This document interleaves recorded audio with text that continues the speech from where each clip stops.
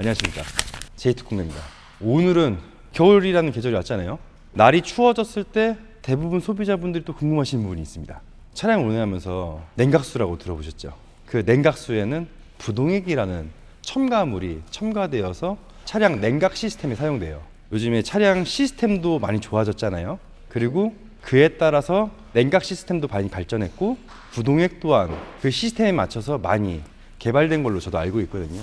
냉각수에 첨가되는 부동액 관리가 안 되어 있을 때 차량에 어떤 문제점들이 나타나는지 그런 부분들을 설명을 한번 드려볼게요. 듣다 보면 재밌습니다. 부동액, 얼지 않는 액상을 얘기합니다. 보통 자동차에 사용되는 부동액이 에틸렌 글리콜 계열과 프로필렌 글리콜이라고 있어요. 에틸렌 글리콜은 G11 또는 G12로 표기하거든요. G13에 프로필렌 글리콜이 사용되는 제작사가 있죠. 폭스바겐 그룹이에요. 냉각수 탱크에 보면은 영문으로 G13이라고 써져 있는 것들이 있어요. 그게 프로필렌 글리콜을 사용한 부동액이거든요. 대부분의 제작사들이 에틸렌 글리콜 계열의 부동액을 사용합니다. 그 이유가 뭐냐면 프로필렌 글리콜보다 유동성이 좋아요. 에틸렌 글리콜이. 라지에이터나 히타코아, 냉각수 관로들을 보면은 유속이 좁아지는 곳들도 있잖아요. 유동성이 좋지 못하면 냉각 효율이 떨어지기 때문에 프로필렌 글리콜 부동액을 잘 사용하지 않는데 장단점이 있더라고요. 에틸렌 글리콜은 독성이 굉장히 강한 독극물의 일종이거든요. 뉴스에도 가끔 나와요. 건설 현장에서 사용되는 부동액은 무색이에요. 그리고 묻힙니다. 라면 끓여 먹어서 진짜 정말로 뉴스에 사례 그런 것들이 있어요. 그리고 자동차에 사용된 부동액이 좀 남잖아요. 그거를 물병 같은 데 다 담아놨다가 자동차 한 곳에 놔두잖아요. 그럼 잘 모르는 아이나 혹은 이런 일이 있을 수 있잖아요. 취해가지고 있다. 이거 물인가? 음료수인가? 굉장히 위험한 독극물입니다. 에틸렌 글리콜 계열은 독성을 엄청 많이 가지고 있어요. 그래서 개발된 게 프로필렌 글리콜 계열인데 그게 이제 식품이나 이런 데도 사용되는 원료거든요. 무독성이라는 장점이 있습니다. 현재는 프로필렌 글리콜 부동액을 폭스바겐 그룹에서 2018년도부터 사용을 안 하는 것으로 알고 있어요. 유동성이 떨어지다 보니까 냉각 효율에 문제점들이 있었나 봐요. 그러면 부동액은 얼지 않게끔 하는 거잖아요. 저희 사계절 있잖아요. 봄, 여름, 가을, 겨울. 그리고 지역마다 혹은 나라 국가마다 평균 온도라는 게 있고 최저 온도와 최고온도의 기후가 있잖아요. 철원 같은 경우 영하 30도까지 떨어진다고 합니다. 그래서 차량이 신차 출고될 때 우리나라 기준으로 했을 때 보통 영하 35도 정도의 어는 점을 세팅해서 부동액을 주입을 하거든요. 부동액 원액은 물보다 점성이 있거든요. 그래서 유동성이 좀 떨어져요. 부동액 원액 다 때려 넣으면 되는 거 아니야? 겨울철에는 대부분 문제가 없지만 여름철에 문제가 생깁니다. 유동성이 떨어지다 보니까 열 교환기라고 불려지는 라디에이터나 히타코어, 엔진 오일 쿨러나 변속기 쿨러 같은 것들 있잖아요. 좁은 통로를 통과할 때 유속이 굉장히 떨어집니다. 그래서 열 교환기에서도 열을 빨리 배출을 하고 식혀진 냉각수가 엔진으로 공급이 돼야 되는데 그 유동성이 떨어지면서 냉각 시스템에 과열이나 지속적인 열을 갖게 해요. 엔진 블럭이나 실린더 헤드 같은 경우는 금속 소재의 부품으로 구성되어 있지만 나머지 플라스틱류의 부품이나 고무류의 가스켓 이런 것들이 열경화들이 빨리 일어난다는 거죠. 부동액의 요건은 이렇습니다. 단순히 얼지 말려고 넣는 것이 아니에요. 수돗물만 넣었을 때 혹은 증류수만 넣었을 때 메인 금속인 알루미늄이나 주철, 알루미늄 합금, 마그네슘 등등의 부식을 야기하겠죠. 부식 방지의 첫 번째 목적을 가지고 있고 또 한 가지는 소포제를 넣거든요. 기포가 이제 터지는 것들을 방지하려고 만들어져 있어요. 워터펌프나 이런 것들이 유속이 계속 생겼다가 또 넓어진 수로를 갔다가 좁아졌다가 유속 변경이 계속 생기잖아요. 이때 자잘한 거품들이 발생되는데 이 거품이 터졌을 때 문제들이 생기는 것들이 있거든요. 일반 물은 100도씨에 끓습니다. 부동액은 끓는 점을 약간 상향 조정해 줍니다. 그걸 비등점 조절이라고 하거든요. 그 다음에 윤활 역할도 같이 합니다. 냉각수는. 이 첨가물이 수명이 다 됐을 때 비로소 부동액을 교체하는 시기다라고 할 수 있는데 요거는 BMW 오일 필터 하우징이에요. 요거는 벤츠사의 라디에이터 호스고요. 아우디 가솔린 차량의 실린더 헤드와 헤드를 연결하는 수로입니다. 플라스틱 파이프예요. 벤츠 가솔린 워터펌프입니다. 냉각 라인에 어떻게 돼 있어요? 그럼 이게 하얗게 긁히죠? 네. 이게 뭐겠어? 엔진 블럭과 실린더 헤드, 라디에이터, 히터 코어, 워터펌프 등등에서 나오는 부식된 금속 입자예요. 금속의 부식을 막기 위해서 첨가된 게 부식 방지제인데 조금씩 부식되기 시작합니다. 냉각수 색상은 깨끗한데 말이죠. 근데 처음 출고될 때 부동액 사용 기준이 사용된 부동액에 따라 다 다르거든요. 인산염 계열의 부동액이 있고 규산염 계열의 부동액이 있고 유기산 기술의 부동액이 있거든요. 우리나라 같은 경우는 인산염 계열의 부동액을 많이 사용했거든요. 유럽 같은 경우는 석회질의 물이 많다 보니까 그 석회에 대한 저항성을 갖기 위해서 규산염 계열의 부동액을 예전부터 많이 사용을 했거든요. 근데 현 시대에 들어와서는 규산염 플러스 유기산 기술을 이용한 유기산 기술 부동액이라고 따로 나옵니다. 그래서 수명이 과거에는 한 5년에 24만 킬로였고 최근에는 무교환이라고 표현할 만큼 10년 이상 가능할 만한 부동액들이 개발되고 있다는 거예요. 10년 전, 15년 전까지만 해도 그냥 정비소 가면은 2년마다 가르라고 했습니다. 그러면 부식이 이런 플라스틱이만 생길까요?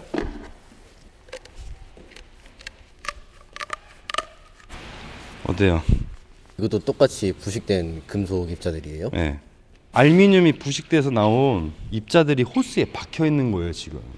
사장님, 부동액은 깨끗한 것 같은데 왜 제 차는 히터가 잘 안 나오죠? 히터 코어가 막히기도 하고요. 여름만 되면 얘가 엔진 온도가 잘 안 떨어져요.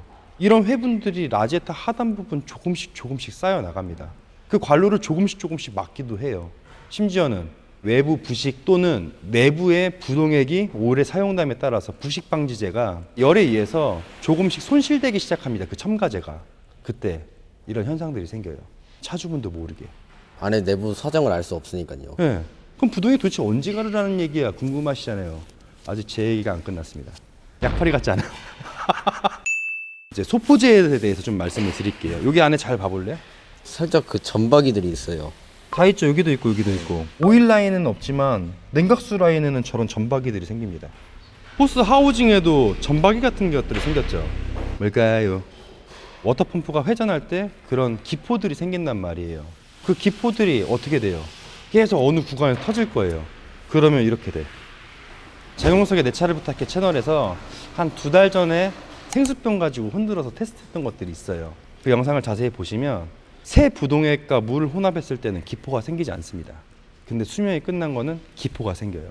그런 기포가 계속 작은 구간에서 터지면 어떻게 되냐면 물방울이 터지면 그 기압차로 인해서 알루미늄이든 그게 뭐든 빵꾸가 납니다. 진짜 금속도 구멍이 뚫려요. 계속 터지니까.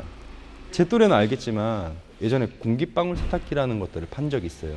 지금도 그런 원리로 세탁기가 돌아가는 거거든요. 물을 집어넣어서 계속 기포를 만들어요. 그럼 그 기포가 터지면서 어떻게 돼? 그 기압차로 인해서 옷에 있는 때를 타격한다는 얘기예요.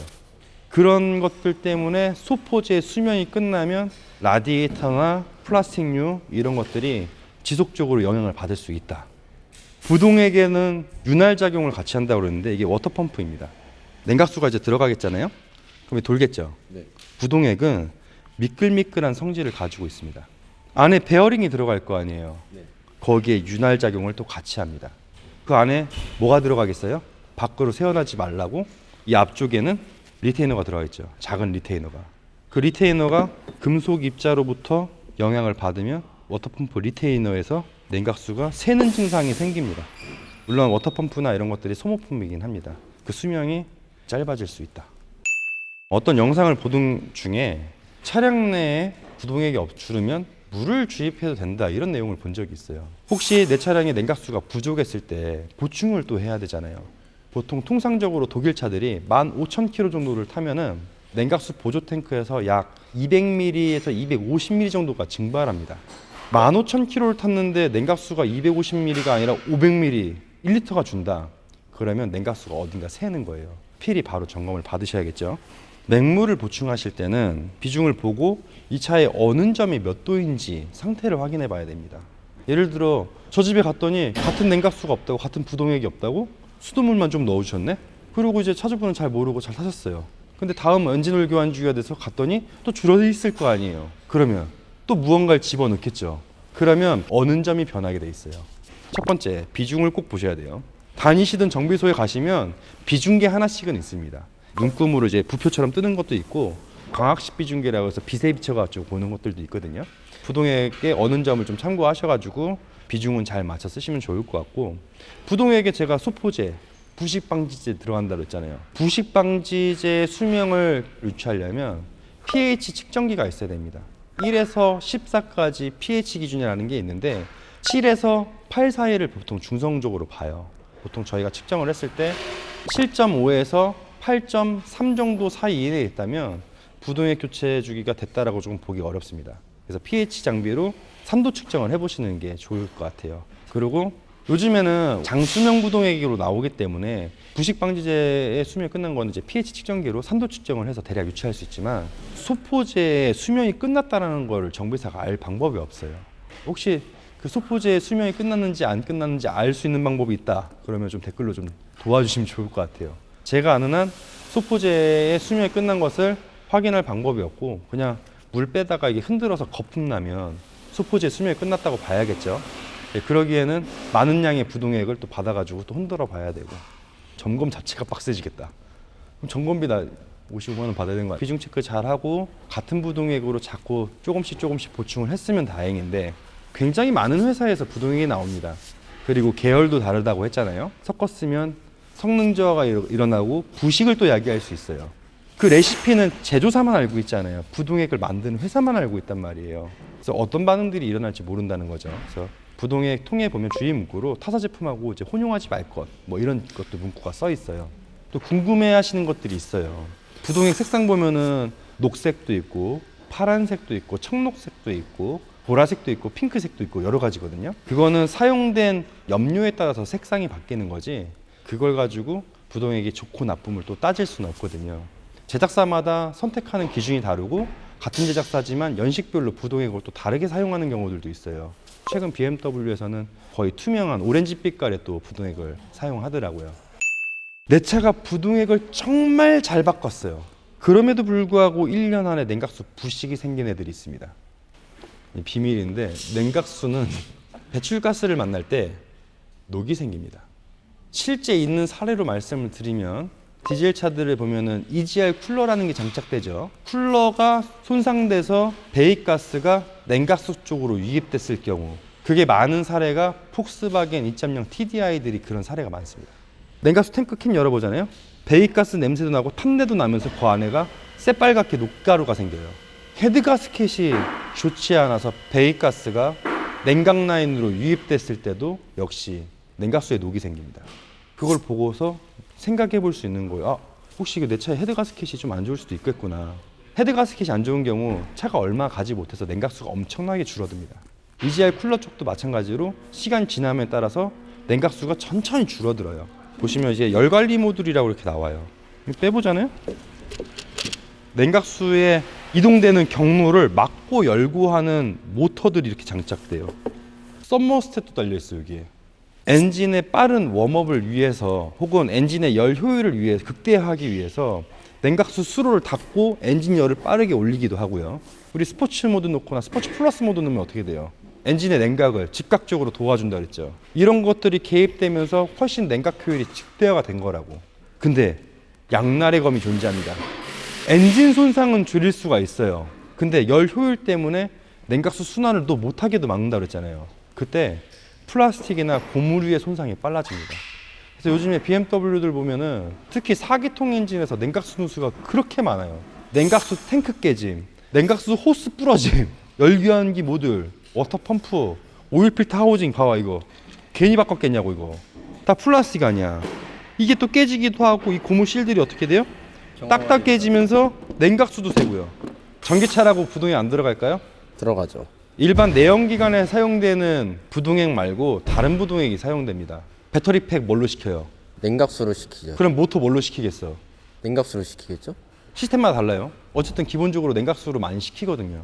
BMW 일부 모델에서는 에어컨 시스템으로 또 시키기도 하는데, 굉장히 시스템 발전함에 따라서 부동액도 많이 바뀌고 있고요. 정비를 하면서 어떻게 해? 장비를 매번 사야 된다고요. 좋은 장비가 나왔어, 사야지. 비싸 이거. 710만 원이야. 개별적으로 보관해 두실 거라면 안전상의 이유로 절대 마시지 말 것이라고 꼭 써놔 주셔야 됩니다. 우리 어린 아이들 위험할 만큼 독성을 가진 물질이라서 안전한 것에 보관해 주시면 좋겠고, 부동액은 교환하지 않더라도 10년이 지나고 20년이 지나도 얼지 않게끔 하는 게 목적이기도 하지만 사용된 첨가제에 따라서 그 수명을 결정하기 때문에 상태 확인 같은 것도 해보고 관리해 주시면 좋을 것 같아요. 혹시라도 자가 정비를 하시려거든 폐부동액은 생활 폐수로 버리시면 절대 안 된다. 정비소에서는 이런 것들을 다 이제 협약된 업체에서 수거를 해가거든요. 업체가 협약이 안 되면 정비소 허가가 안 나와요. 그래서 이런 것들은 정말 잘 관리되고 있다라고 생각해 주셨으면 좋겠고, 과거에는 하절기와 동절기 부동액이 따로 있었다는 사실을 혹시 알고 계신지 모르겠어요. 발전함에 따라 사계절 부동액이라고 또 나왔고, 교체 권장 주기가 2년 또는 4만 킬로였어요. 또 시간이 되어 발전함에 따라 3년에 6만 킬로짜리 부동액이 나왔고, 그 다음에 5년에 24만 킬로짜리 부동액이 또 나왔습니다. 국내 제작사에서 판매되는 차량의 부동액을 보면은 현재는 5년에 20만 킬로짜리 부동액을 사용 중인 걸로 알고 있어요. 유럽산 차량 같은 경우도 현재 무교환이라고 이제 칭하는 부동액이 들어가거든요. 부동액이 물론 많은 것들이 발전했지만 5년이 지나고 6년이 지나고 7년이 지나면서 부동액에 희석되는 원액이 달라지고 비중이 달라지고 첨가됐던 첨가물들이 성질이 변하면서 실제 내부에서는 부식을 야기하고 있더라고요. 그래서 개인적인 견해로 5년 정도가 지나면 또는 한 12만 킬로 정도 지나면 교체를 하시는 게 알맞지 않을까라는 생각이 들어요. 엔진 오일, 변속기 오일, 디퍼런셜 오일만큼 중요한 액상이다라고 생각하시면 될 것 같고, 부동액 주입할 때 혹은 냉각수를 관리해야 할 때 주의할 사항은 말씀드렸다시피 알맞게 비중 세팅을 해주셔서 넣으시는 게 여름철, 겨울철 냉각 관리에 효과적이다라고 생각하시면 될 것 같아요. 오늘도 영상 시청 감사드리고 다음 영상에 뵙겠습니다. 감사합니다.